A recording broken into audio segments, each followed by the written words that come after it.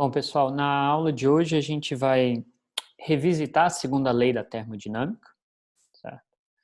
Então, só para uma breve revisão, né? A gente viu que os processos termodinâmicos, eles obedecem duas leis básicas.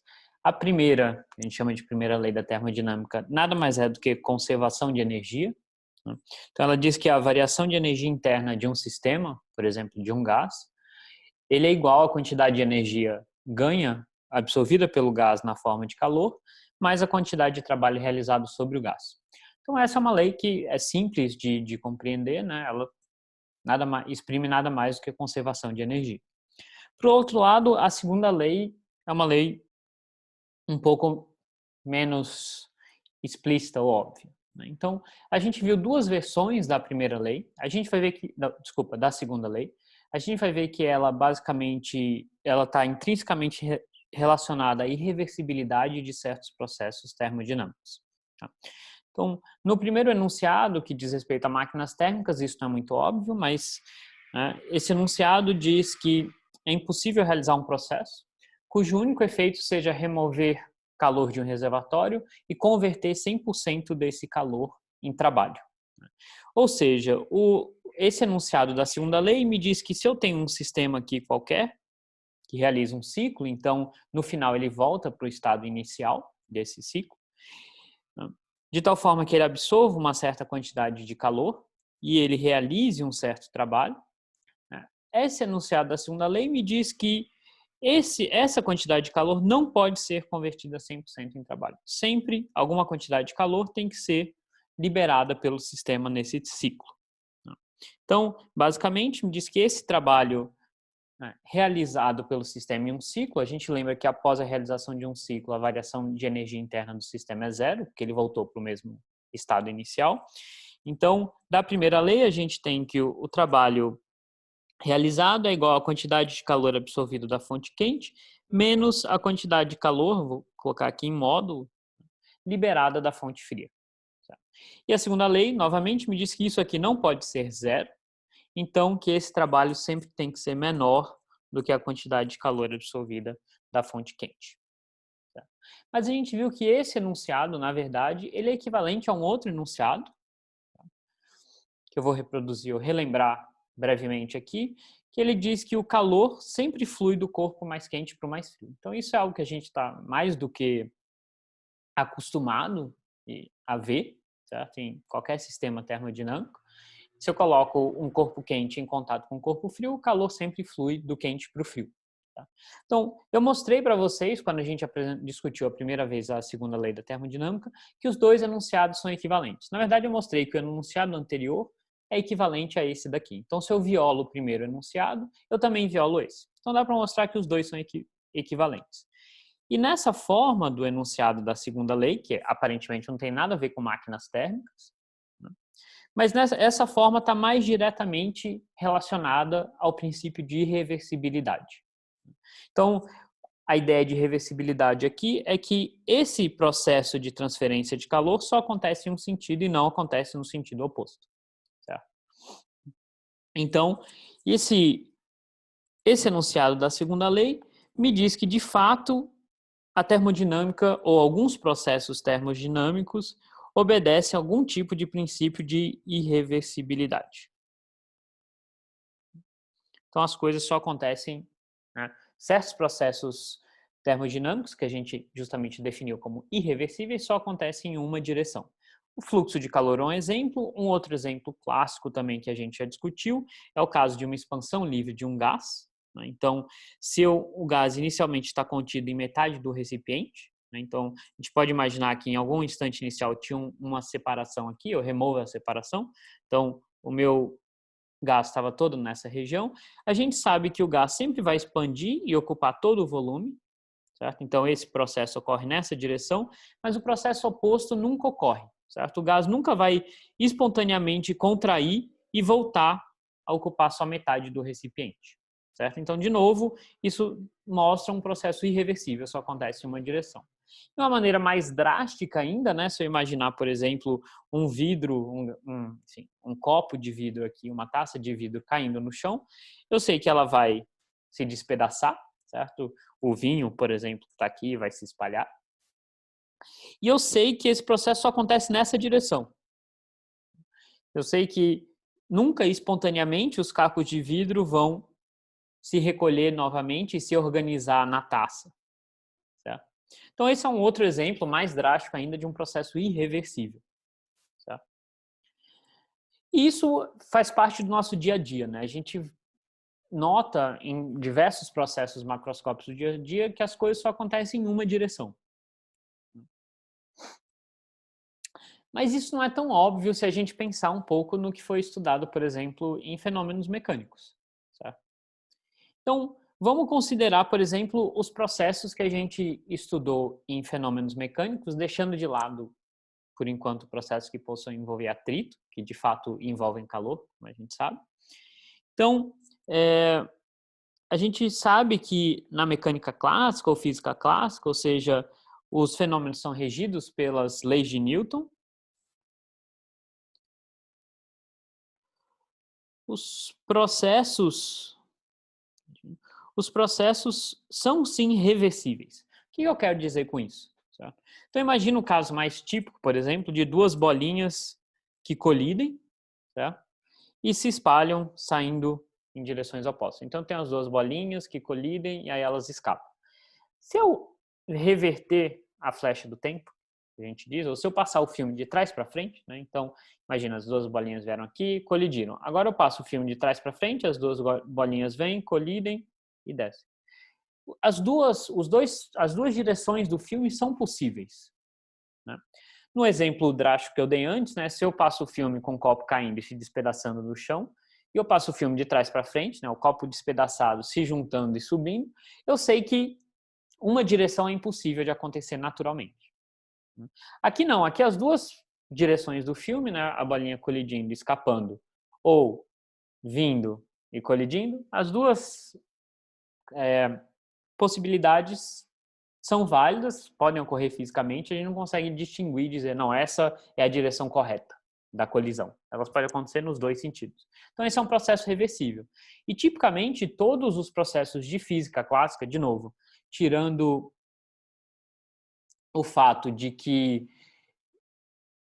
os processos, né, tirando os processos que envolvem atrito, certo? Ou dissipação de energia, todos os outros processos são de fato reversíveis. Tá? Então, de onde é que vem essa irreversibilidade, né? A gente, nos processos termodinâmicos, a gente viu que a gente pode, em muitos casos, modelar um gás como um monte de bolinhas. Tá? Então, se a colisão de cada bolinha é reversível, como é que o gás apresenta esse comportamento irreversível? Tá? Então, é isso que a gente quer discutir na aula de hoje. Esse é o tema principal da aula de hoje. Certo? E a gente vai ver que isso tem uma conexão direta com a segunda lei, né, que, como mostrei para vocês, está relacionada à irreversibilidade de certos processos.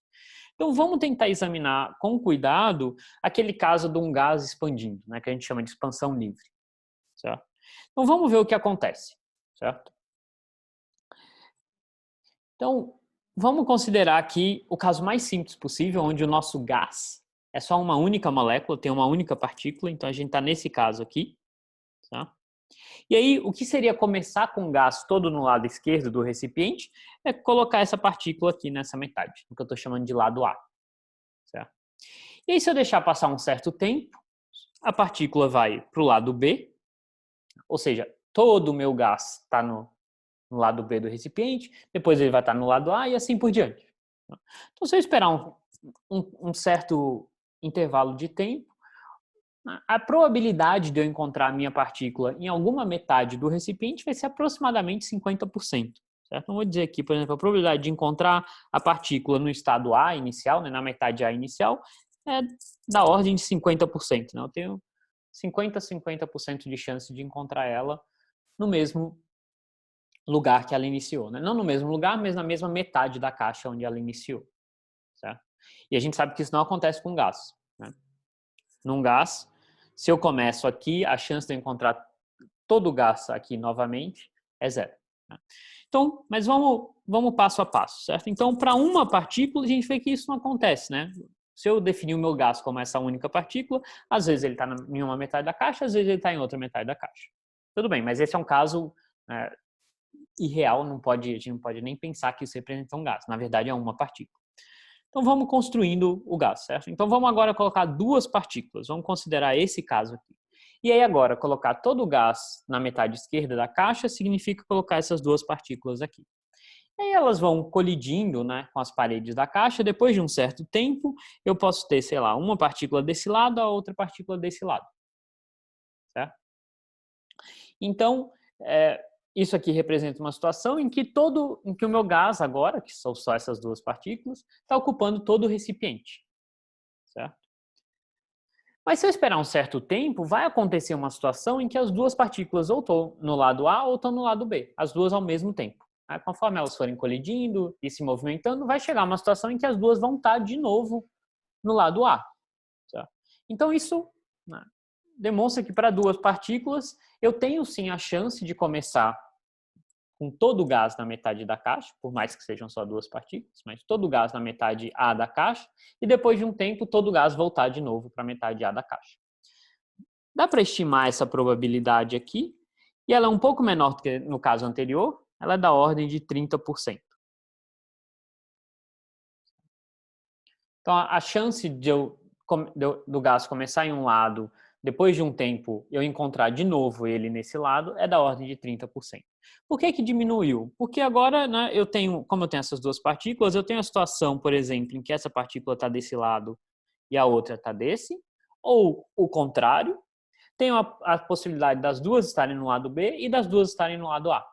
Tá? Então, eu tenho mais possibilidades. Qual que dessas possibilidades eu tenho uma maior chance? Qual é o caso mais provável? O caso mais provável é, sim, encontrar cada um em um lado. Porque eu tenho duas possibilidades. Eu tenho uma partícula no A e a outra no B, ou vice-versa. Já encontrar todo o gás em um único lado do recipiente tem uma probabilidade um pouco menor, porque eu só tenho uma configuração que me dá todo o gás no A ou todo o gás no B, que são as duas partículas do mesmo lado. Certo?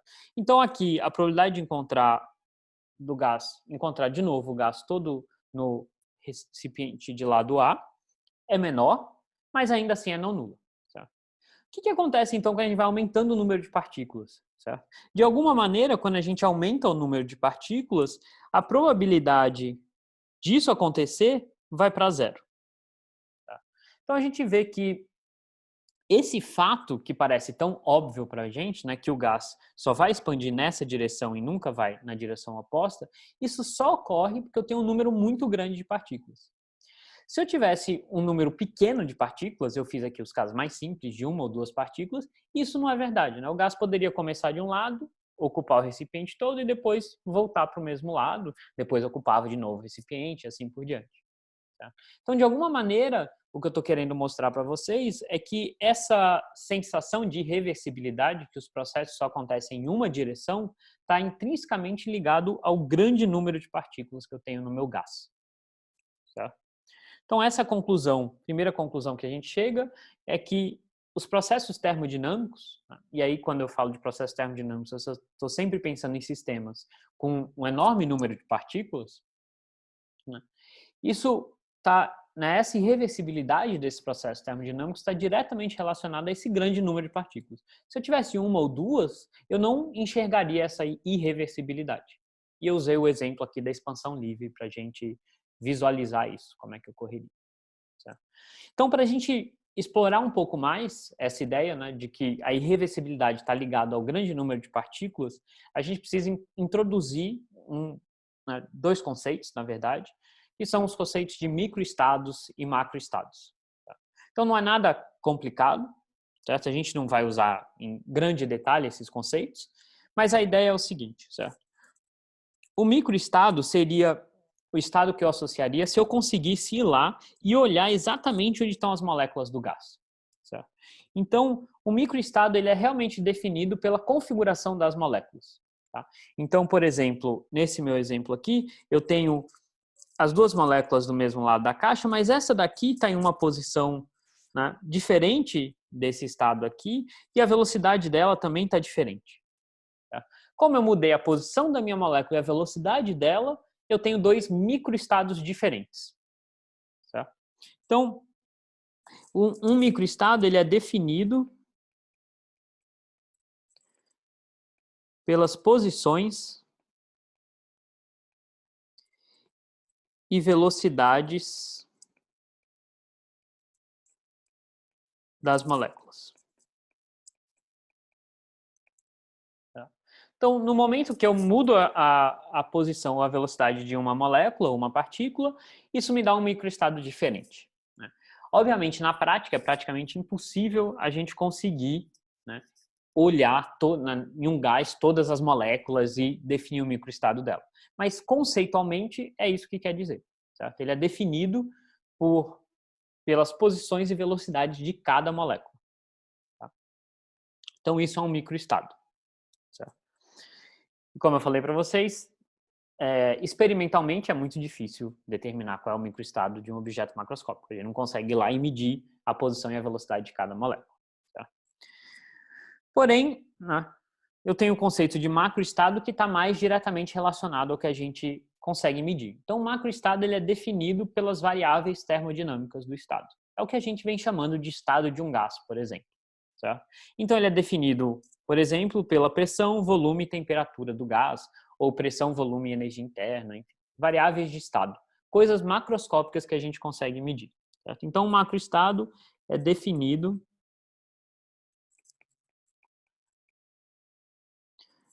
pelas variáveis de estado, ou seja, variáveis termodinâmicas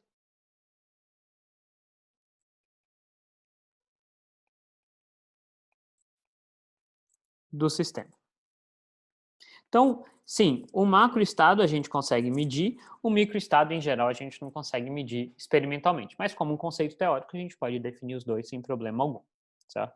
Então, nesse caso aqui, né, em que o meu gás está ocupando só o lado esquerdo do recipiente, eu tenho exatamente o mesmo macroestado, né, ele tem o mesmo volume, mesma pressão, mesma temperatura. Quando o gás expande, certo? A gente viu que a pressão diminui, o volume aumenta, né? Então a pressão e o volume mudam, mas a temperatura continua igual. Tá? Mas eu tenho um novo macroestado, porque agora as minhas variáveis mudaram, em particular a pressão e o volume. Tá? Então notem, só uma observação importante é que nesses dois microestados que eu tinha definido aqui, que são diferentes, então isso são microestados diferentes, os dois representam todo o meu gás do lado esquerdo da caixa, né? Se o meu gás fosse só duas partículas. Se fosse, né, N partículas, eu tivesse todas as partículas aqui, todas as partículas aqui, os dois teriam o mesmo macroestado. Certo? Então, essas duas situações representam o mesmo macroestado, porque se eu simplesmente olhar para o volume, pressão e temperatura do meu sistema, essas duas coisas vão ser iguais nesses dois estados, mas representam microestados diferentes. Certo? Então, a gente vê que o macroestado, na verdade, ele é uma medida média do que está acontecendo lá com cada molécula. Quando a gente já viu que a temperatura é uma medida média da energia interna das moléculas. Tá? Então, né, em geral, um dado macroestado, ele corresponde a um grande número de microestados. Tá? Ou seja, eu tenho vários microestados que podem resultar no mesmo macroestado.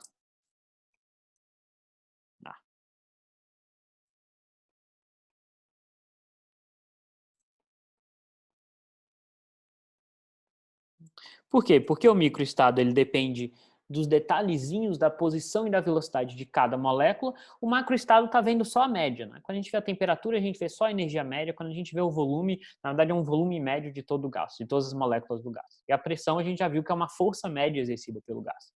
Tá? Então o macroestado, na verdade, representa essa média e o microestado representa cada uma das possibilidades das posições das moléculas e, né, das posições e velocidade das moléculas que resultam na mesma média, certo? Então, o que para que esses conceitos são importantes? Porque agora a gente pode definir a probabilidade de um macroestado, certo? Então, a gente vai definir a probabilidade de um macroestado, tá, como o número de microestados que resulta nesse macroestado dividido por um número total de microestados. Então, o que é essa probabilidade? Tá? Ela está me dizendo o seguinte, né? De todas as configurações possíveis, vamos supor o caso mais simples, só para dar um exemplo aqui, né? Vamos supor que eu tenha um gás só com 2 moléculas, certo? Então, e aí o que eu estou interessado, os meus macroestados que eu estou interessado é o gás está todo nesse lado, está todo no lado B, ou está ocupando todo o recipiente, certo? Então, quantas configurações me dão o gás todo no lado A? Bom, se eu pensar em termos de posições das partículas, vão ser um número gigantesco de posições e velocidades, mas eu posso pensar que de todas essas eu preciso das 2 partículas no mesmo lado da caixa, certo? Então vou contar, né, isso como um número n de microestados, são as 2 partículas no mesmo lado da caixa, certo? Então, tanto o gás todo no lado da caixa A ou todo o gás no lado da caixa B tem o mesmo número de microestados possíveis que vão me dar esse gás. Vão ser as 2 partículas no lado A ou as 2 partículas no lado B. Certo? Mas e o gás ocupando toda a caixa? Aí eu tenho 2 possibilidades, que é uma partícula em um lado, a outra no outro, ou vice-versa. Então eu tenho, na verdade, 2 N possibilidades, tá, comparadas com os outros casos. Então a minha probabilidade, nesse caso, seria 2N dividido pelo número total de microestados. Tá? A gente vai fazer alguns exemplos para isso ficar um pouco mais claro. Tá? Então, como eu estava falando para vocês, imagina que eu tenho as 2 partículas no mesmo lado da caixa, isso me representa o mesmo macroestado A, e aí, obviamente, essa partícula aqui pode estar em uma posição um pouquinho diferente, essa aqui é uma posição um pouquinho diferente, velocidade um pouco diferente, todas vão dar o mesmo macroestado. Então, eu teria que somar quantos microestados eu tenho aqui, seria um número enorme de microestados, um número, né, gigantesco de possibilidades, mas vamos supor que eu conseguisse somar esse número de microestados. Certo? Então, a probabilidade desse estado aqui seria a soma de todos esses microestados possíveis que me dão o mesmo macroestado. E para esse macroestado, que eu estou chamando de macroestado B, onde o gás está ocupando toda a caixa? Bom, aqui eu tenho diferentes microestados, né? Porque eu tenho, por exemplo, uma partícula aqui, a outra aqui, vice-versa, e aí eu tenho as partículas, né? Uma aqui, sempre eu vou ter que ter uma no lado da caixa, a outra no outro, mas elas podem ter velocidades e posições diferentes, então eu tenho um grande número de microestados possíveis, né? Obviamente, eu estou falando aqui para um exemplo de 2 moléculas, que é simples, é mais fácil de visualizar, mas na verdade a gente teria que pensar no número de N moléculas, gigantesco de moléculas, né? Então, nesse caso, esse macroestado seriam todas as moléculas desse lado e todas as possibilidades aí de posição e velocidade delas, teria que somar tudo isso. Esse macroestado aqui seria metade das moléculas aqui, a outra metade aqui, e aí todas as posições e velocidades possíveis, onde metade está em um lado e metade está no outro. Tá? E todos esses me dariam o mesmo macroestado. Então, para eu calcular a probabilidade desse estado aqui, a probabilidade desse estado aqui, eu teria que somar todas essas possibilidades. Tá? O que é, né, parece impraticável, mas na verdade existem métodos matemáticos para fazer essa conta, a gente consegue, na verdade, fazer essa conta, mas isso aqui a gente não vai querer fazer a conta, a gente vai querer só entender os argumentos qualitativos. Tá? Então, o primeiro argumento que eu já falei para vocês é que esse número de microestados aqui, como eu tenho, né, 2 possibilidades, eu tenho essa partícula aqui e essa aqui, ou vice-versa, na verdade, dá para mostrar que eu tenho 2 vezes mais microestados aqui do que aqui. Tá? Então, se eu somar todos esses microestados, eu vou ter, vamos supor, N microestados. Aqui eu teria o dobro, 2N. Então, como é que eu definiria a probabilidade desses macroestados? Tá? Então, a probabilidade do macroestado A seria N, o número de microestados, não sei quanto é, sobre o número total. E o número de macroestados, né, a probabilidade de macroestados B, que é essa situação aqui, certo? Seria 2n dividido pelo número total. Então, não interessa exatamente o que são esses números, o que interessa é a probabilidade relativa. Então, isso me diz que a probabilidade de eu encontrar o meu sistema na caixa, né, do lado esquerdo, tá? Ela é 1/2 da probabilidade de encontrar as duas partículas né, cada uma em um lado do recipiente, certo? Então, a probabilidade desse macroestado é metade da probabilidade desse para duas partículas. Eu estou assumindo o caso só de duas partículas, certo? Então, de fato, esse é um estado mais provável do que esse. Não muito mais provável, né? Só 2 vezes mais provável, mas é um estado mais provável. Tá? Então, se eu deixar o meu estado começar aqui, ele tem uma grande probabilidade de evoluir para cá, porque ele é um estado mais provável. Certo? Mas isso foi tudo para duas partículas, certo? O que acontece? Se eu tiver um número muito grande de partículas, ou de moléculas,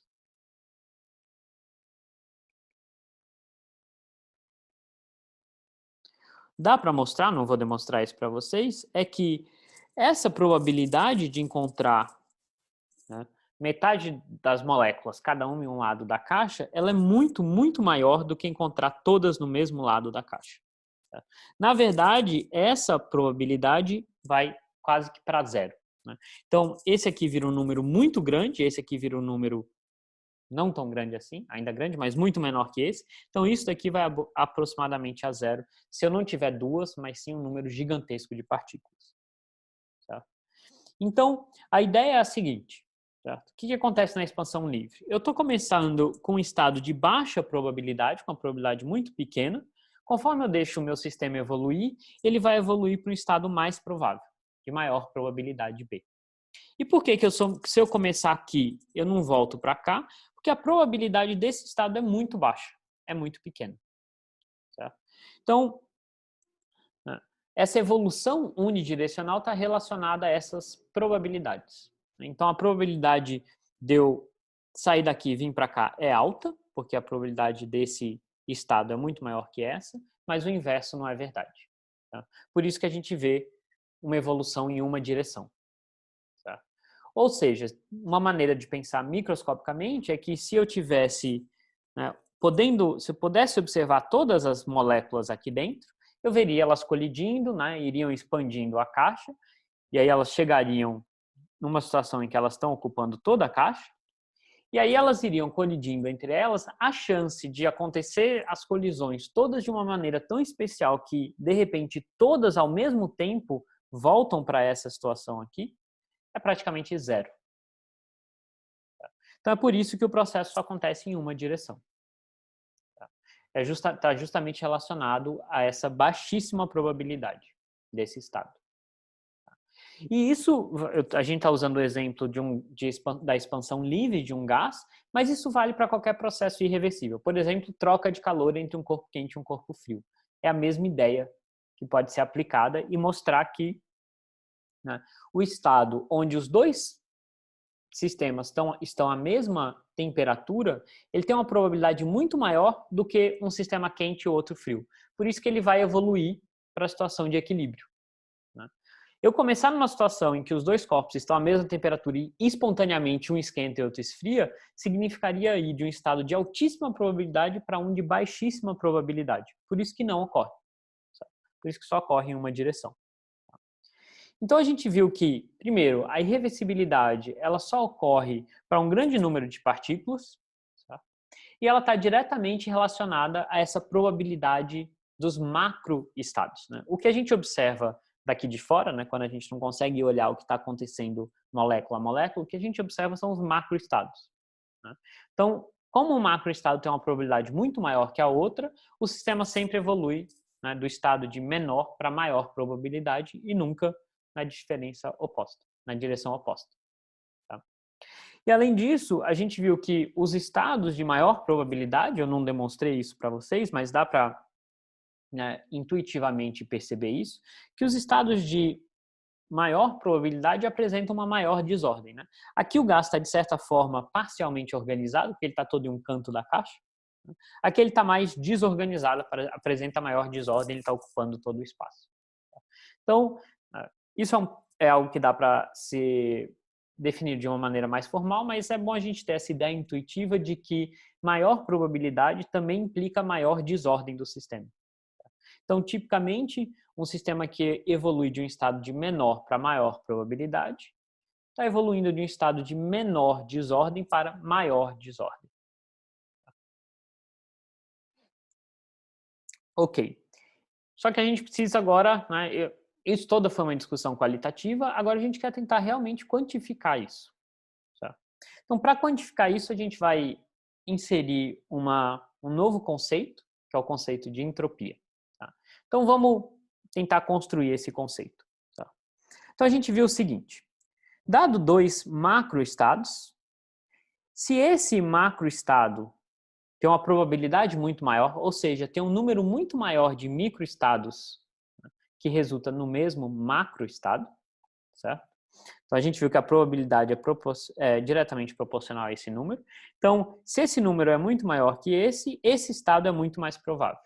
Então, se eu começar aqui, o meu sistema vai naturalmente evoluir para cá, mas se eu começar aqui, o meu sistema nunca vai evoluir para o lado esquerdo. Isso seria um processo irreversível. Mas eu posso ter algo diferente, né? Eu posso ter dois macroestados que, por sinal, têm o mesmo número de microestados. Isso seria um processo reversível. Como a probabilidade desse é igual à probabilidade desse, que é proporcional a esse número aqui, então se eu começo aqui, a chance de eu vir para cá, né, é a mesma de eu começar aqui e vir para cá. Então, se eu tenho dois macroestados que são equivalentes, ou que têm a mesma probabilidade, eu posso sim ir de um para o outro e vice-versa. Porque eles têm a mesma probabilidade de acontecer. Certo? Então, a gente vê que essa probabilidade está diretamente relacionada a esse número de microestados. Então, o que a gente faz? A gente define uma nova grandeza, que a gente chama de entropia, certo? Que é uma variável de estado, ou seja, ela só depende do estado do sistema. E ela é dada pela constante de Boltzmann, né, que a gente lembra que é aquele número que também aparece quando a gente estudou energia interna. A gente também pode escrever a lei dos gases ideais usando a constante de Boltzmann, mas é uma constante, tá? Da ordem de 10 a menos 23. Então, a constante de Boltzmann vezes o logaritmo natural desse número de microestados. Tá? Então, imagina, a gente daqui a pouco vai ver como que a gente pode calcular essa entropia de uma maneira mais realista, mas imagina que eu conseguisse ir no meu gás, né, olhando um certo macroestado, ir lá e contar todos os microestados possíveis que me dão aquele mesmo macroestado. Certo?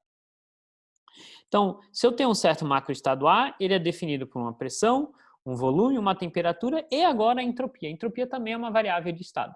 E, obviamente, só depende do estado em que o gás se encontra, ou que o sistema se encontra.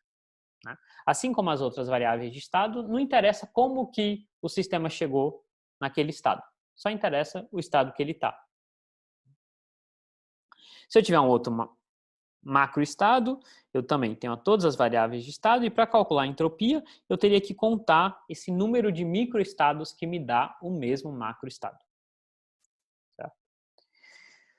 Obviamente, isso é muito difícil de ser feito, mas vamos supor que a gente conseguisse fazer essa conta. E na verdade dá, certo? Em certos, né, com certas hipóteses, existe toda uma teoria, chamada de física estatística, que nos permite contar esses microestados. Mas a gente não vai discutir isso aqui.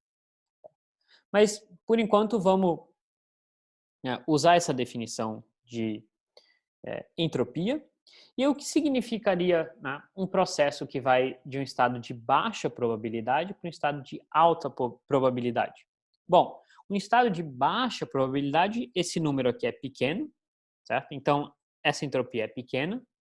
Quando ele vai para um estado de alta probabilidade, ele está indo para um estado onde esse número é grande e, portanto, a entropia é grande. Tá?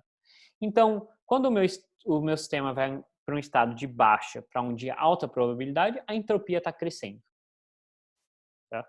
Quando ele vai, né, de um estado que tem a mesma probabilidade do outro, ou seja, seria um processo reversível, a entropia não muda, porque esse número é o mesmo nos dois estados. Tá? Então agora a gente pode reformular a segunda lei da termodinâmica e falar que, na verdade, né, a segunda lei pode ser escrita de uma maneira mais, né, geral e quantitativa também, e ela me diz que a variação da entropia né, de um estado para outro só acontece, né, se, né, esse processo só acontece se a variação de entropia for maior ou igual a zero. Ou seja, para qualquer estado inicial e final, a variação de entropia sempre tem que ser maior ou igual a zero. Né? Para processos termodinâmicos, eu sempre vou de um estado de menor probabilidade ou menor entropia para um estado de maior probabilidade, ou seja, maior entropia. Então, a minha entropia sempre cresce. A exceção é se eu tiver um processo reversível onde os dois estados têm a mesma probabilidade. Aí a minha entropia não muda e o ΔS é zero. Certo? A gente vai ver daqui a pouco que isso é verdade para sistemas isolados. Se de fato o meu sistema estiver isolado, isso é verdade. Senão, a gente tem que tomar um certo cuidado com essa segunda lei. Então, isso é válido, de novo, se o meu sistema é isolado, se ele não está interagindo com nada, né, externo. No caso da expansão livre do gás, a gente tinha lá o sistema isolado, não tem trocas de calor com o meio externo, então, de fato, né, a entropia só cresce. Tá? E essa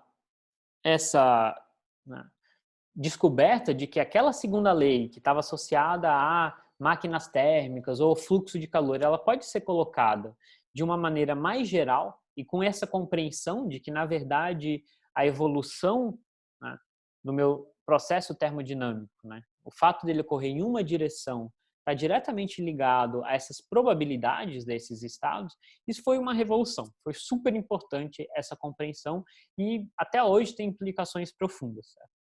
Foi tão importante que né, quem definiu essa entropia dessa maneira aqui, né, quem inventou ou descobriu essa definição de entropia foi justamente o Boltzmann. Certo? Então, essa constante aqui foi uma constante que ele introduziu quando ele definiu a entropia. Na época, não era constante de Boltzmann, ele simplesmente chamou de constante. Certo? Esse número de estados aqui, ele usou a letra W, que na verdade é o que está no livro de vocês. Mas isso foi tão importante que o Boltzmann pediu para colocarem isso na lápide dele. Tá? Então, está aqui em cima a definição de entropia que ele encontrou, S igual a K log de W. W é aquele número de microestados, o log é o logaritmo natural. Tá? Essa lápide está lá em Viena, foi eu que tirei essa foto, por sinal, eu fui lá e, de fato, né, existe, não é mentira. Mas foi algo tão importante que ele escreveu isso na lápide dele.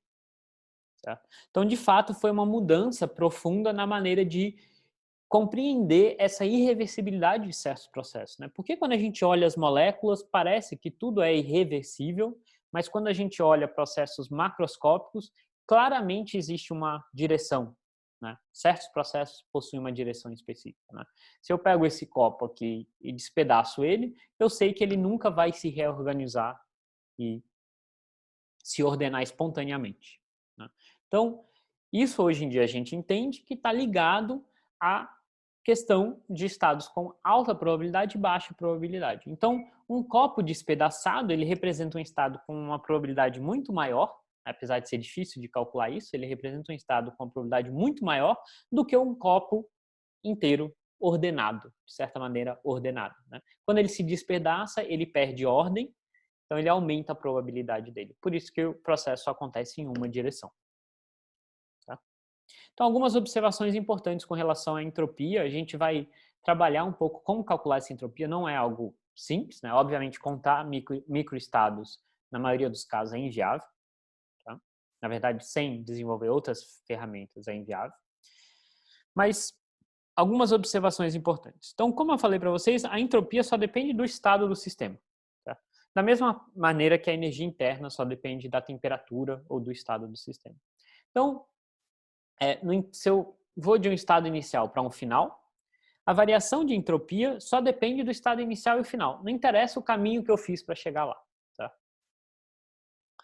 Segunda observação que eu já fiz é que se eu tiver um processo reversível, essa variação de entropia é zero. O que é um processo reversível? Significa, basicamente, que os macroestados inicial e final têm a mesma probabilidade, então eu posso vir daqui para cá ou daqui para cá. As duas direções são possíveis, termodinamicamente, e, portanto, é um processo reversível e, como eles têm a mesma probabilidade, a variação de entropia é zero. Certo? E, por último, eu falei para vocês que a gente tinha que tomar muito cuidado que a segunda lei da termodinâmica descrita em termos de entropia, ou seja, que a variação de entropia sempre tem que ser maior ou igual a zero, só é válida se o sistema estiver isolado. Certo? Porque o que pode acontecer em geral? Se o sistema, por exemplo, eu estou considerando esse círculo verde como meu sistema, mas ele pode realizar trocas de calor ou trabalho com o meio externo. Tá? Pode ser que localmente, se eu olhar só para esse sistema, a variação de entropia dele seja negativa. Certo? Então, vai parecer que eu estou violando a segunda lei, mas eu sempre tenho que considerar um sistema isolado, que não tem trocas com o meio externo, nem de calor, nem de trabalho. Certo? Então, se eu considerar o sistema como um todo, eu vou ver que esse número aqui, a variação de entropia dessa parte do sistema pode ser negativa, do resto do sistema vai ter que ser positiva e a soma vai ter que ser um número positivo ou zero. Certo? Então, a entropia total do meu sistema todo, ou de um sistema fechado, é que tem que ser sempre maior ou igual a zero. Né? Não a entropia total, mas a variação de entropia total. Então, essa componente, por exemplo, pode ser negativa, mas a soma sempre vai ser positiva. Então, a gente tem que tomar um pouco de cuidado quando a gente for calcular entropia em alguns casos particulares. Se o meu sistema não estiver isolado, tudo bem a variação ser negativa. Né? Obviamente, se eu considerar a variação dessa parte do sistema mais do meio externo, eu vou ver que essa variação de entropia vai ter que ser maior ou igual a zero. Tá? Então, essa formulação da segunda lei ela é totalmente equivalente àquelas duas formulações, né? Uma com relação às máquinas térmicas e ao fluxo de calor, que sempre acontece do mais quente para o mais frio. É totalmente equivalente. Na verdade, ela é mais geral do que as outras formulações, então quando a gente realmente vai estudar mais profundamente termodinâmica, a gente considera essa formulação em termos de entropia, que ela é mais geral e pode ser aplicado por por um grande número de sistemas, não precisa ser uma máquina térmica, não precisa ser troca de calor entre corpos quentes. Mas a gente viu, né, que tem um problema grave nessa maneira de expressar a segunda lei, é que para calcular essa variação de entropia, a gente precisa contar todos os microestados que resultam no mesmo macroestado. Certo? E isso é algo extremamente difícil de ser feito. Como eu falei para vocês, existem ferramentas para fazer isso, mas em geral isso é extremamente difícil de ser feito. Certo? Então, o que a gente quer discutir aqui no restante da aula é como é que eu posso calcular usando de fato coisas que eu posso medir, né? Variáveis termodinâmicas macroscópicas que eu consigo medir. Certo? Então, a primeira dica, eu não vou demonstrar para vocês como é que a gente pode relacionar entropia com quantidades, né, macroscópicas, mas a primeira dica é olhar a unidade da entropia. Tá? Então a gente lembra que a entropia ela era definida como aquela constante de Boltzmann vezes o logaritmo natural do número de microestados que resultam no macroestado que eu estou olhando. Certo? Isso aqui, né, é um número, não tem dimensão, o log desse número também não tem dimensão. Então, toda a dimensão, ou as unidades da minha entropia, estão determinadas pela constante de Boltzmann. Tá? E a constante de Boltzmann é aproximadamente 1,38 vezes 10 a menos 23 Joule por Kelvin. Tá? Ou seja, essa entropia aqui, ela tem unidades, certo? De calor ou energia por temperatura. Obviamente, isso não é suficiente para a gente, né, descobrir como calcular essa entropia em termos de variáveis termodinâmicas, mas nos dá uma dica. Tá? Então, eu vou falar para vocês qual que é a resposta. Tá? Então, se eu quiser calcular uma variação de entropia, não é entropia, mas é uma variação de entropia, ela é dada pela seguinte expressão, certo? Então, essa variação de entropia é igual a uma integral, né, de uma maneira similar ao que a gente faz com o trabalho, mas aqui é uma integral de 1 sobre a temperatura do sistema, com essa diferencial da quantidade de calor trocada. Isso vai ficar mais claro, eu espero, quando a gente realizar alguns exemplos, tá? Mas é essa expressão que a gente tem que usar. Com uma observação a mais, certo? Para a gente calcular essa integral, né, lembra que a variação de entropia só depende do estado final inicial, não depende do caminho que liga um estado ao outro.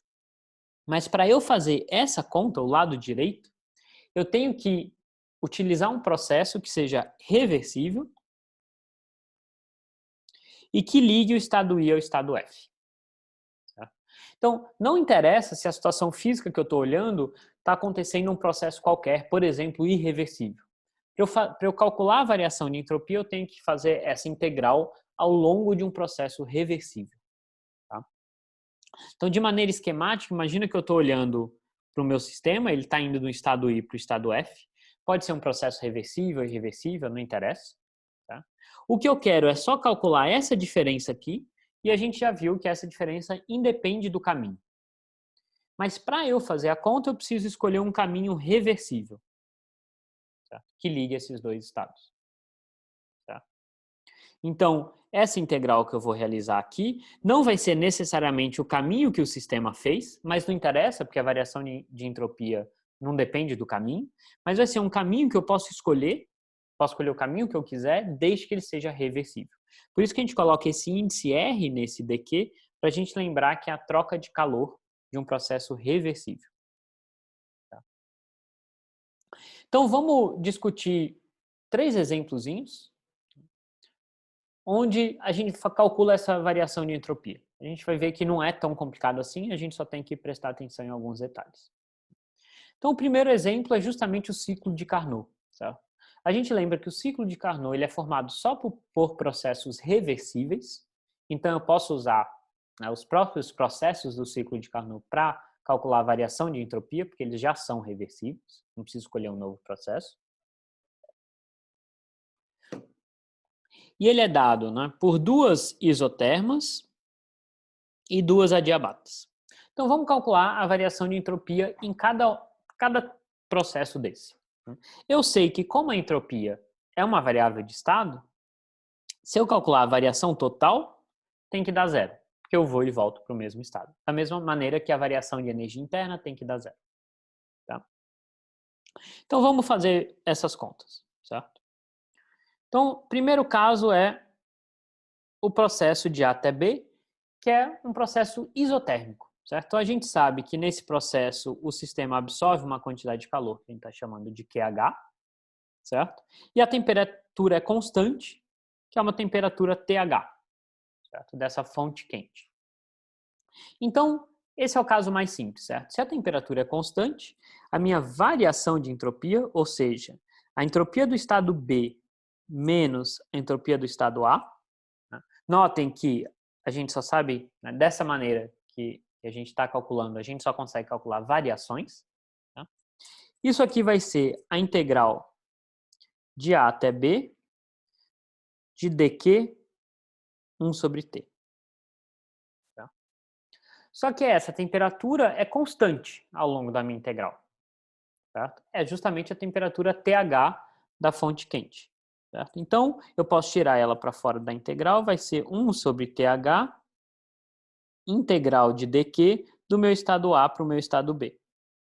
Mas a integral de dq é simplesmente o calor total trocado no processo, que a gente está chamando de QH. Certo? Então, isso é QH sobre TH. Ou seja, a variação de entropia, que eu vou chamar aqui de AB, né, do estado A para o estado B, ela é QH sobre TH. Como esse QH é uma quantidade de calor absorvida pelo sistema, é um número positivo, isso aqui é maior do que zero. Então, tudo bem, a gente conseguiu, né? Esse é o caso mais simples, em que a temperatura é constante, então isso aqui sai da integral e eu fico simplesmente com quantidade de calor sobre temperatura. No segundo processo, né, do B para C, eu tenho um processo adiabático. seja, não existem trocas de calor. Então, se não existem trocas de calor, esse dq aqui é sempre zero, né? A variação da quantidade de calor recebida pelo sistema é zero, certo? Então, dq é zero, então integral de zero vai dar zero, variação de entropia é zero. Então, num processo adiabático reversível, não existe variação de entropia. Bom, de maneira completamente análoga, né, no processo CD, ele também é um processo isotérmico, temperatura é constante, posso tirar da integral, vai ficar QC sobre TC. E a gente lembra que esse QC aqui é a quantidade de calor absorvida pelo sistema, só que na verdade o sistema perde calor, então isso é um número negativo, certo? Então esse QC aqui é um número negativo. Então essa variação de entropia é negativa. E finalmente, no último processo do D para o A, né, de novo é adiabático, não existem trocas de calor, variação de entropia é zero. Certo? Então, como eu já falei para vocês, como S ou a entropia é uma variável de estado,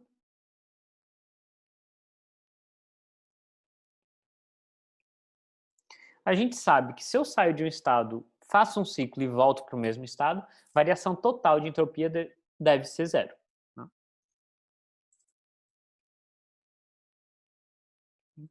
Então, se eu calcular a variação total de entropia no ciclo, isso tem que ser zero. A gente sabe. Mas vamos ver se isso de fato é verdade. A gente já calculou trecho a trecho, vamos ver se isso de fato é satisfeito. Então, a variação de entropia no ciclo, né, se eu somar trecho a trecho, eu só tenho contribuição das duas isotérmicas. Tá? Então, uma é QH sobre TH e a outra, a gente viu, é QC sobre TC. Tá? E aqui a gente tem, obviamente, uma chance disso se anular, porque esse é um número negativo e esse é um positivo. Mas aí a gente lembra, né? A gente viu, quando a gente estudou o ciclo de Carnot, que essas coisas de fato são iguais em módulo. Né? Então, isso daqui é igual ao módulo de QC sobre TC. Então, de fato, em módulo, essas quantidades são iguais. Né? Mas a gente sabe que isso aqui é uma quantidade negativa, se eu tirar o módulo. Então, essas duas coisas vão se anular.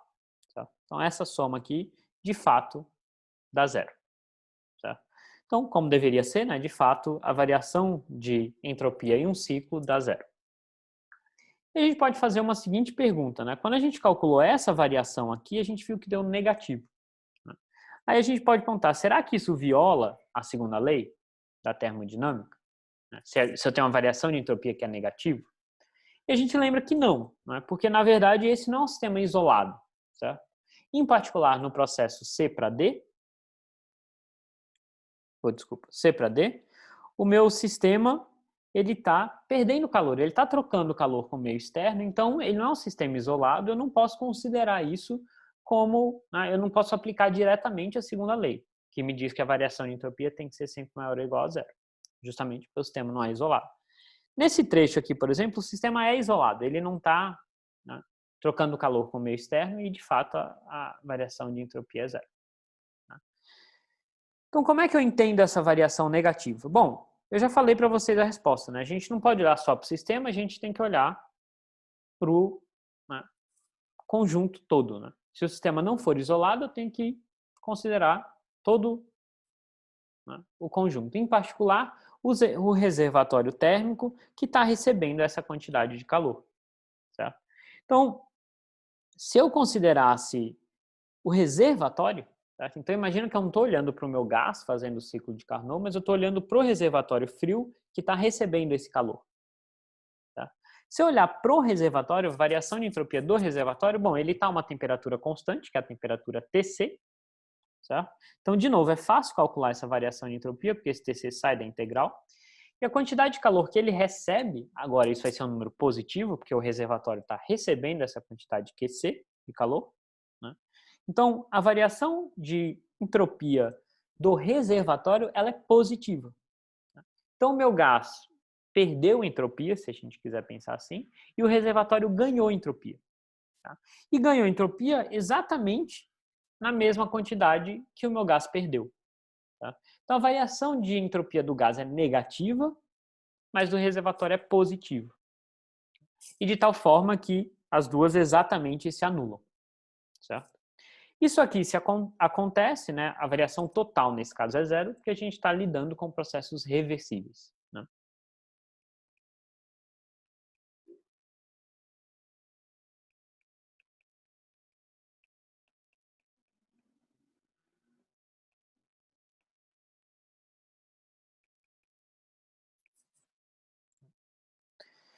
Então, isso foi para o ciclo de Carnot, a gente viu como calcular essa variação de entropia, não é tão difícil, né, porque a temperatura era sempre constante.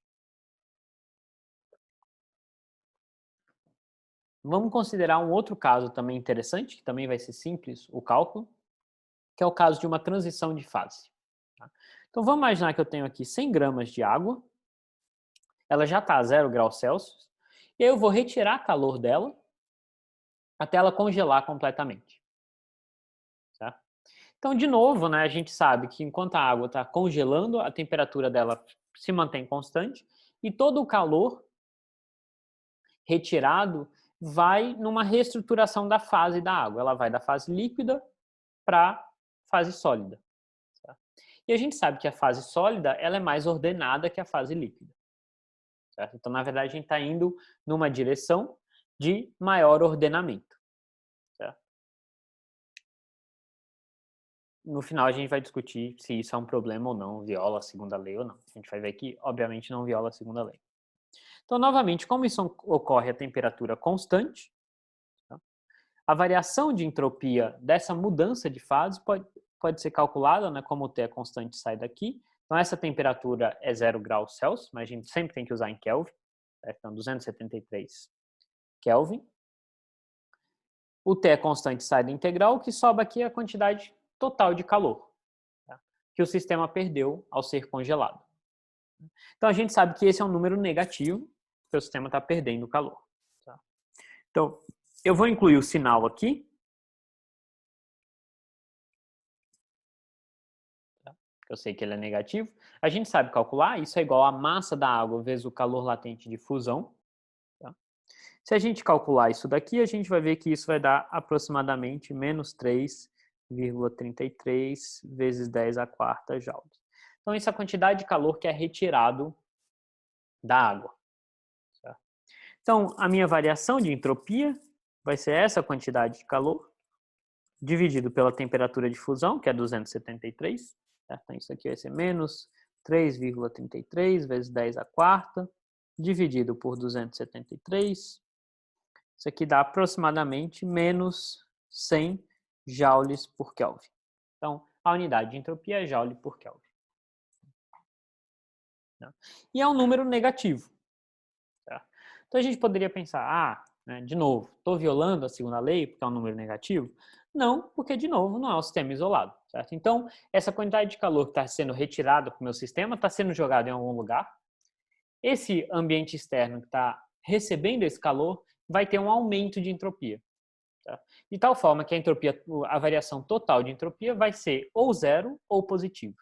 Tá?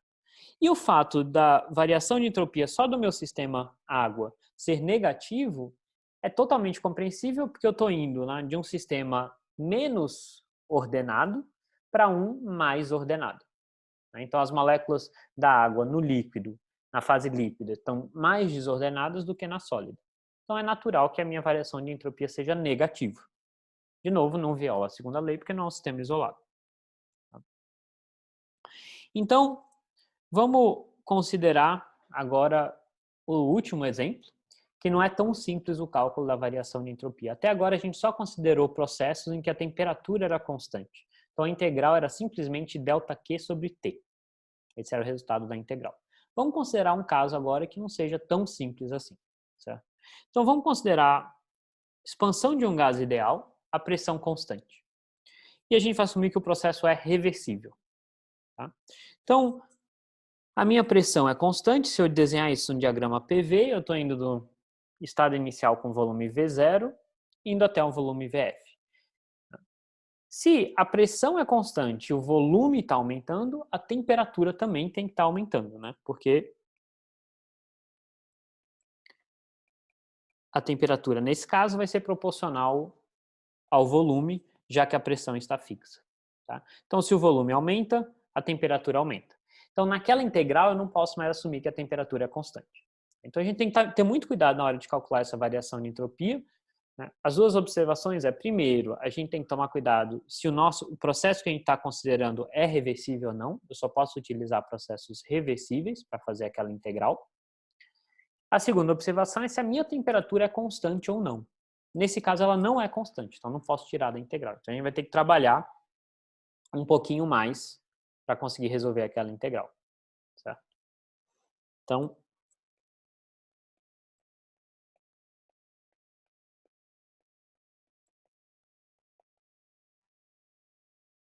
Então, para um processo com pressão constante, a gente sabe que a quantidade de calor trocada ela pode ser calculada como a capacidade molar, né, o calor específico, a pressão constante vezes a variação de temperatura. Certo? E se eu tiver uma variação infinitesimal de temperatura, então imagina que, né, em vez de ser uma variação grande, uma variação pequenininha de temperatura, esse dq vai ser um NCP dt. Então, se eu vario um pouquinho a minha temperatura, a quantidade de calor que o meu sistema teve que absorver para variar um pouquinho a temperatura é dada por essa expressão aqui. Certo? Então, como é que eu vou calcular a entropia nesse caso? Bom, a gente vai lá para a nossa definição. Certo? Então, tem que ser do meu estado inicial para o final, a integral de 1 sobre t dq, de um processo reversível, que é o caso que a gente está considerando. Então, de novo, temperatura não é constante, eu não posso simplesmente tirar isso da integral, mas eu sei relacionar pequenas trocas de calor com pequenas variações de temperatura. Né? Então, a gente viu que dq é igual a n Cp dt. Então, na verdade, eu posso trocar nessa integral a minha diferencial de troca de calor como algo proporcional a uma diferencial de temperatura. E aí, N é o número de mol, Cp é uma quantidade fixa, eu posso tirar da integral. Vai ficar uma integral de 1 sobre T dt. Então, esse foi o truque. A gente teve que relacionar variação de calor com variação de temperatura para escrever essa diferencial em termos de uma variação de temperatura. E agora dá para fazer a integral do tipo 1 sobre x dx, que é uma integral de log. Certo? Então, essa variação de entropia vai ser NCP log de TF sobre TI. E aí eu lembro que TF é proporcional, a temperatura é proporcional ao volume, nesse caso, porque a pressão é constante. Então, eu posso também escrever isso daqui como NCP log, né? A razão das temperaturas vai ser igual à razão dos volumes. E como o meu volume final é maior do que o inicial, a variação de entropia é maior do que zero. Então, isso foi para ilustrar um caso onde não é tão simples calcular essa variação de entropia, né, porque a temperatura não é mais constante, mas que a gente sempre consegue, né, pelo menos nesses casos não tão complicados, a gente sempre consegue calcular essa variação. Tá? Tomando, né, o que a gente tem que sempre lembrar é que a gente pode escolher o caminho que a gente quiser. Nesse caso, o caminho mais simples é o próprio caminho do processo. Tá? Então, na próxima aula a gente discute um pouco mais, né, outros exemplos, como a gente calcula essa variação de entropia.